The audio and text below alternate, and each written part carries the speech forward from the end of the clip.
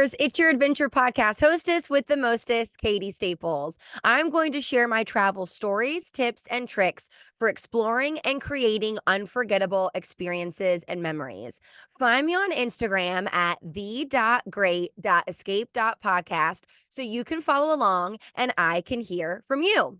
Once again, I'm coming to you from my second home on wheels, my RV Sheldon. The dogs and I are at the end of our 2.5 weeks in Arkansas. And today we're going over some must have items to bring on your next hike.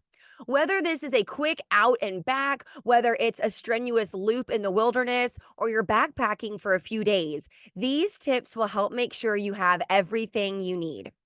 In the last few years, I've done everything from simple, flat half-mile paths to 7 mile strenuous rock trails. The ones I tend to enjoy the most are 2 to 5 miles and involve a good workout. The stuff I bring with me on the hike definitely varies depending on the length of the trail, as well as the weather, the time of day, and the location. The least amount I've had on me is my keys and a cell phone. The most I've had recently was a jam packed backpack with water for me and the dogs, food for both of us, sunscreen, clothes, and some emergency gear.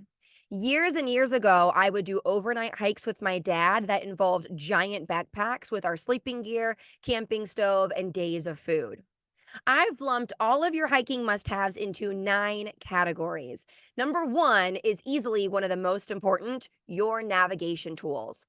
On longer hikes, especially when there's poor or no cell service, definitely have a map and a compass with you.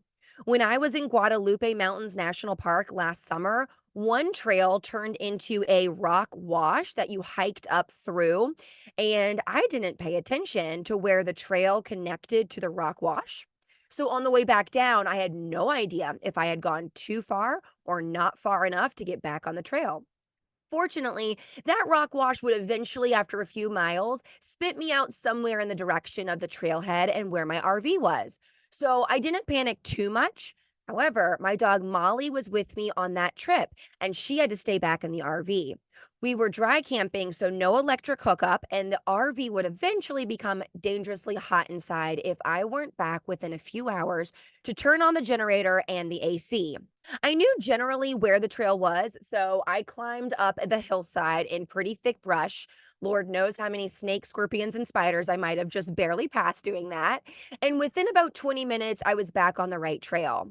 I would consider myself a pretty experienced hiker, and I still got off trail. So pay attention. Paper maps are great, and yet that probably wouldn't have helped me there. That's where digital maps come in handy. I have the free version of All Trails. It's an amazing app that not only shows you known trails all over the country to help you plan your trips, it can also track you on some of those trails to tell you where you are, how much is left, your pace, etc. You know what I should have had that time at Guadalupe Mountains National Park, knowing I didn't have cell service? It was the paid version of that called All Trails Plus. That version lets you download the trail ahead of time, so if you lose service, it will continue to show you where to go.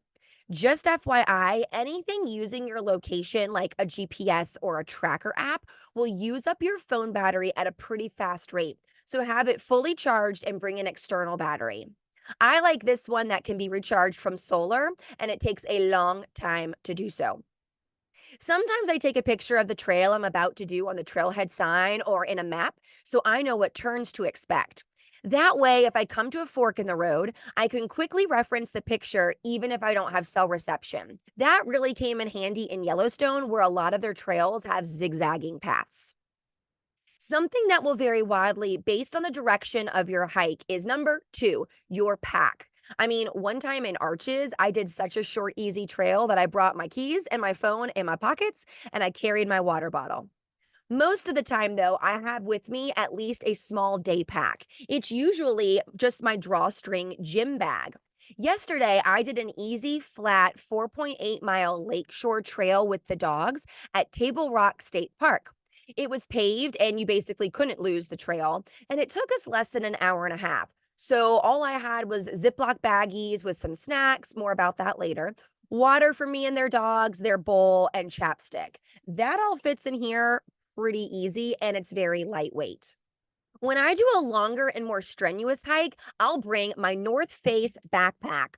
First, this thing is much more comfortable on longer hikes. The straps are thick and much better than those ropes of the drawstring bag that will dig into your shoulders when you're carrying a lot. If you load it down and it becomes so heavy, it has straps that can clip around your waist so your hips are supporting the weight instead of your back. And it can hold much more stuff.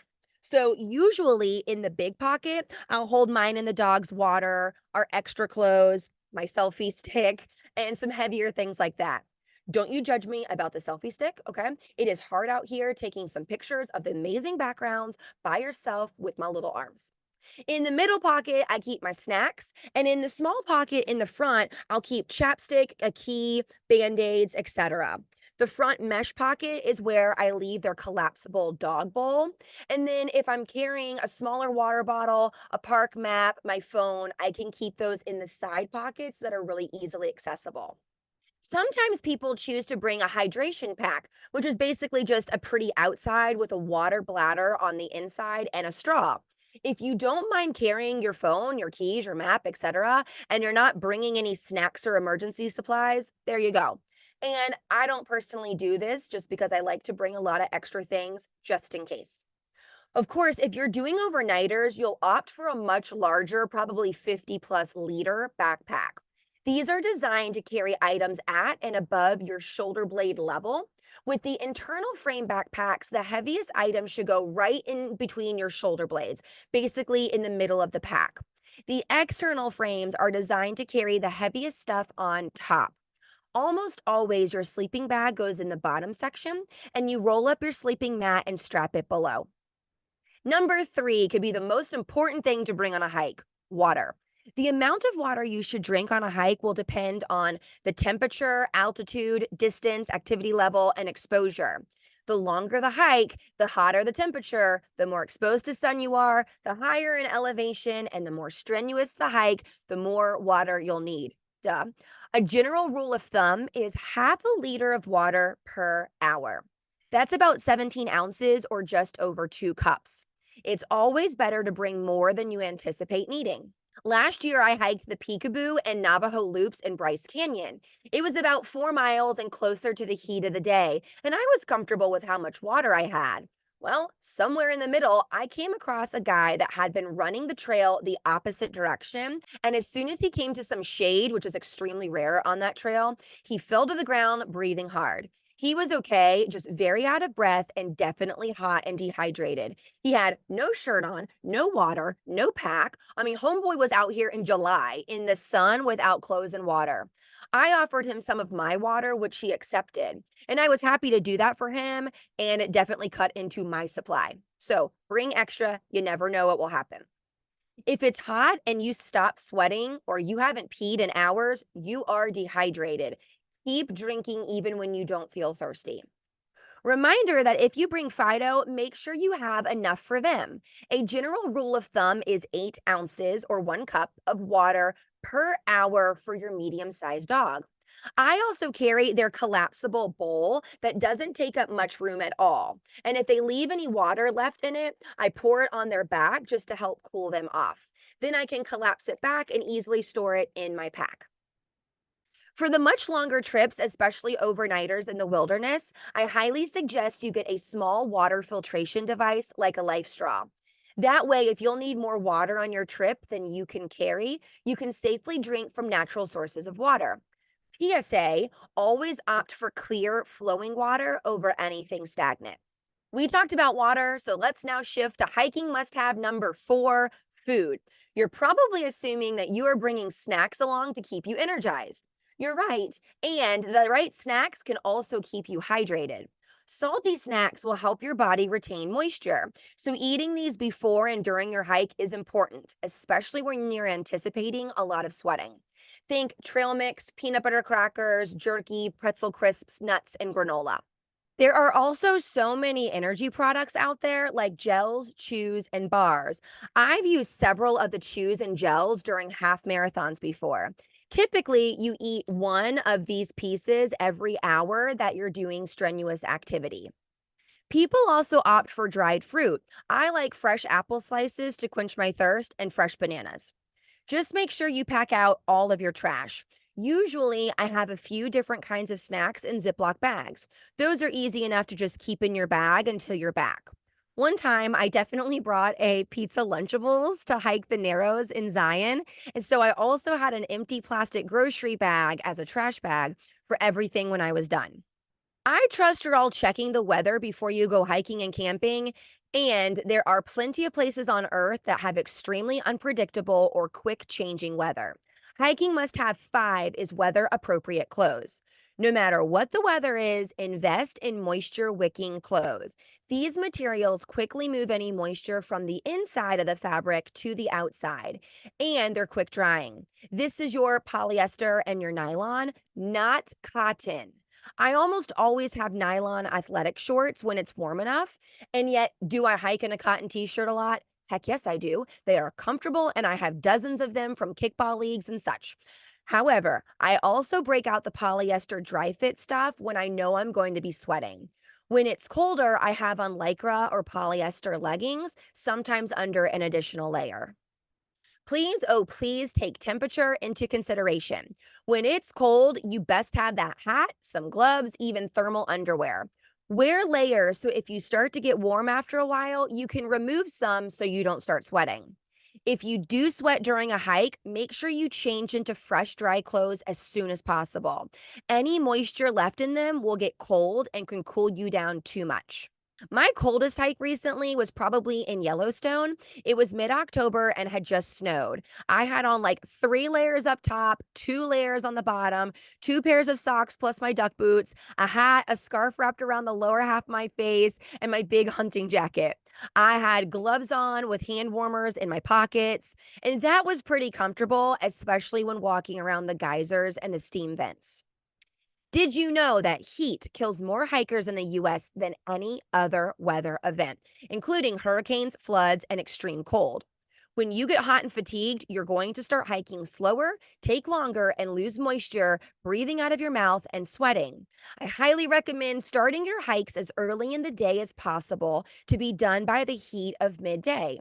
Keep in mind the sun and make sure to bring a hat, sunglasses, and maybe a face covering like a bandana or a gaiter. You may consider long sleeves or pants to protect your skin. Of course, you can always wear these super sexy zip off pants to give you a pant and short option in one. When I hiked Angel's Landing in Zion, I wore long sleeves for most of the hike because I knew it would be hours long, and your girl's pale skin doesn't take kindly to the sun beating down on it all day. Of course, you know to bring sunscreen, and your lips need it too. Get some chapstick with SPF. If the weather even remotely calls for rain, make sure you bring something. This is definitely not the time to bring cotton anything. You may opt for your standard lightweight rain jacket, or if it's cooler, bring something with an insulating layer and a waterproof shell. Or to keep everything dry, including your pack, opt for one of these ponchos that covers your whole getup. Alongside weather appropriate clothing is number six, footwear. Of course, there are a bunch of styles and they all depend on your hike. Hiking boots with ankle supports are great for your rockier trails and uneven terrains. They don't fully protect you from ankle twists and sprains. However, they are more likely to help stabilize that joint. They also usually have great tread for gripping rocks and they last a while. Quality boots can run you easily over $100, and I highly recommend you do not opt for cost efficiency here. You get what you pay for, and when you're hiking, your feet are your biggest asset. Most of the time, I'm in trail running shoes because they're more comfortable to me and lighter weight than boots. They're designed to have great traction over mud, dirt, and rocks and be breathable to help prevent blisters. Open-toed sandals could be your go-to for hikes where you know your feet will be getting wet. I know people who live in their Tivas and their Chacos. These are designed to be lightweight, dry your feet quickly, and offer flexibility. The quality brands have soles and straps that are durable and should last for years and years. Of course, if the air or water temperature you're going through is low, you may choose to opt for waterproof boots instead, or bring a towel to dry your feet and good socks and closed toed shoes for after any creek crossings. For those of you brave enough to hike in wintry conditions, invest in crampons or micro spikes. These slip on over your shoes to provide traction over snow and ice. You can get a decent pair for like $30 online. Regardless of the temperature, make sure your socks are moisture wicking. Wool is a great material for socks, and they do come in relatively thin thicknesses for your warmer hikes. Please, please protect your feet and keep them dry. If you hike with damp feet for too long, you're probably going to develop blisters or cracks, and that can be enough to ruin or cancel the rest of your trip. Don't forget footwear for Fido if you bring your furry friend. Most of the time, my pup's paws are totally fine hiking in dirt, sand, and gravel without any protection. And be really mindful about pavement and rocky terrain. In episode 5 on traveling with pets, we talked about how hot asphalt can get. Asphalt can get 40 to 60 degrees hotter than the air temperature in the worst conditions, and that can be enough to burn your dog's paws in 30 seconds. Their pads can also burn or get cut on sharp rocks. So, if you know or suspect your trail will contain jagged rocks or pavement, you should consider getting your pup a pair of boots. Molly wore these on pavement in the campground at the Grand Canyon, as well as on the hot sand at the Great Sand Dunes National Park. The next two categories deal more with health and safety. The number 7 hiking must have is a first aid kit. You will probably have a larger one with more supplies back at camp, in your RV or car, whatever. And I highly recommend you buy or put together a small, lightweight one for when you're on trail. Have a few band-aids, a bit of moleskin, some antiseptic wipes and bandages, a small roll of medical tape, Neosporin, tweezers, a few Benadryl, and an instant ice pack. Remember that Fido has additional stuff that go in a first aid kit, like self-adhesive bandages and hydrogen peroxide. Keeping along these lines is number 8, emergency supplies. This is the stuff that you pray you'll never use and must have just in case something goes really wrong. These can truly mean life or death in some instances.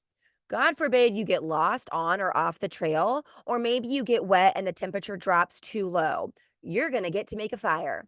Now, unless you're really trying to rub two sticks together for like an hour, I highly recommend a lighter and or waterproof matches. Again, if there's an unexpected overnight situation, you'll need shelter. A small tarp or even just a space blanket can help insulate you and keep the cold or elements off. Bring your ID and some cash because you never know. And it's always a great idea to have a knife or multi tool in the event we're cutting anything, God forbid branches to make shelter or something. And I've seen these really cool pocket saws in case you're cutting up firewood.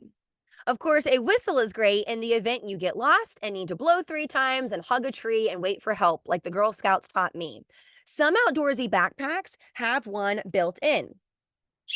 In the event Fido is with you and gets injured where they can't walk back by themselves, there are awesome pet carriers where you can carry the strap over your shoulder. The last category is any miscellaneous tool. Trekking poles are great on uneven terrain. You'd be surprised how much they help your knees by taking some of the weight off your feet. Bug spray is super helpful, especially if you come down south where we have all the mosquitoes and ticks and spiders. A flashlight or headlamp doesn't seem like a necessity for a day hike until something happens where you wish you had one. And you won't want to rely on the one on your phone just in case you must start rationing your phone battery. Speaking of battery, don't forget the extra batteries for the flashlight or the headlamp. Or better yet, get a wind up flashlight that uses manpower. Toilet paper is pretty important for when nature calls and you're not near an outhouse. Just remember to dig, do your thing, toss the paper in, and cover it up. Hashtag leave no trace. Finally, the thing I got to buy last year for the first time, bear spray. If you plan on hiking anywhere in brown bear territory, especially places like Montana, Wyoming, etc., I highly recommend you grab a can of this. It'll run you $50 or more, and yet it can save your life. 98% of people that use this in close encounters walk away unharmed. Honestly, just the peace of mind I had carrying it with me had me enjoying my hikes out west so much more. Because let's be real, if this can deter a grizzly bear, it can also do the same with a mountain lion or a black bear, a crazy human in the wild, etc. That's all for my hiking must haves. What did I miss? I would love to hear your suggestions. Find me on Instagram at the.great.escape.podcast and send me a message. And don't forget to hit subscribe so that you can follow along and dream big for your journeys on the Great Escape. See you next time, adventurers.